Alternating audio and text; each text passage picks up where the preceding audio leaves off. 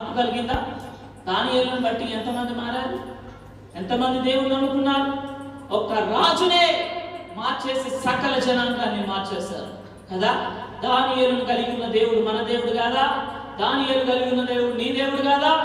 ఆ దేవుని బట్టి మనం ఏ విధంగా ఉండాలి? ఒక సాక్ష్యం కలిగి ఉండాలి. మన ఇంటిలో ఉండాలి, మన పిల్లల మధ్య ఉండాలి, మన యొక్క ఇంటి సమాజం చుట్టూ ఉండాలి, మన గ్రామంలో ఉండాలి.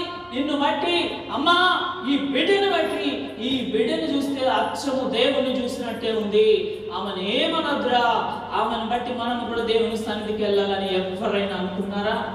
ఎవరైనా అన్నారా? ఎవరైనా అనుకుంటున్నారా? కదా. ఆ విధంగా మన సంఘాల